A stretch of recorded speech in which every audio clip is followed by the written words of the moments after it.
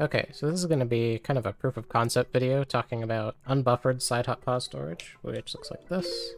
I've already made a video talking about Sidehop pause storage. In that video, though, we talked about buffered Sidehop pause storage, like that. And the idea is that you're using the home buffer as sort of a safety net, where if you mistime your A press, it'll just eat, the home buffer will eat your input so you don't sidehop into the loading zone and fail the trick.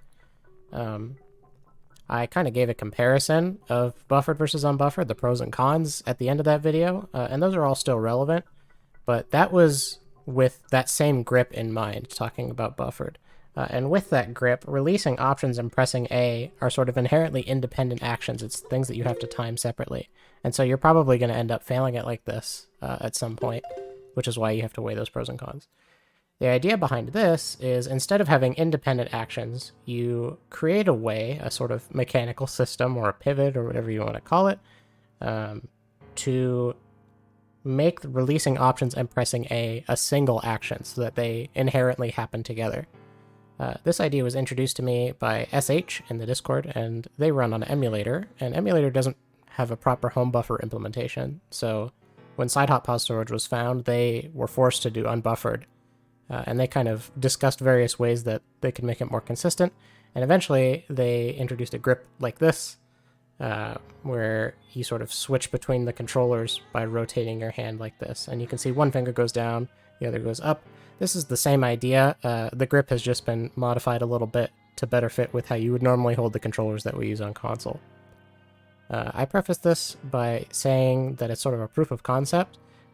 I use this in runs, so it's not like that necessarily. I'm more so saying that you should take this idea of the mechanical system, the single motion, and implement it into a grip or a motion that works better for you if you're having trouble with the consistency of this one, or if it's maybe uncomfortable to twist your wrist like this. But this is what works fine for me, so I'm going to demonstrate that. I also find this one more comfortable than reaching over and doing the home buffer one.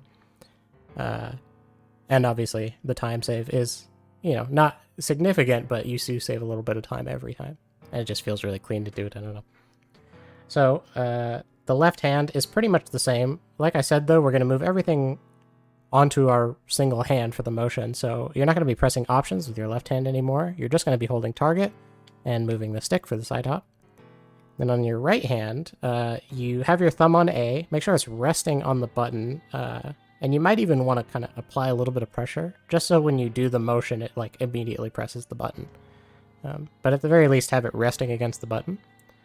Have your middle finger holding options. Same idea as the last video. Make sure the button is enlarged to show that you're actually holding it. Don't accidentally slide off. As for the rest of your fingers, they don't really matter, but just kind of make sure that the controller isn't in the way. Since we're going to be moving our hand, we don't want to clip it on the way. That might slow us down and mess with the timing. And then as for the motion, I like to think of it like turning a doorknob.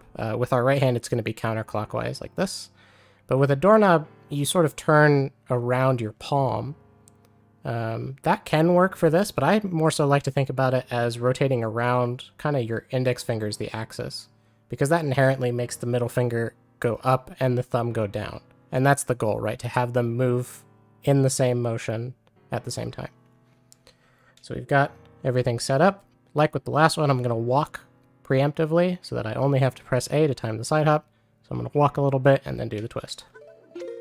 Just like that. There are a couple different ways that you can still fail this, obviously. There are two ways. If you get... Oh gosh, I have to manufacture them on purpose here. Let's see.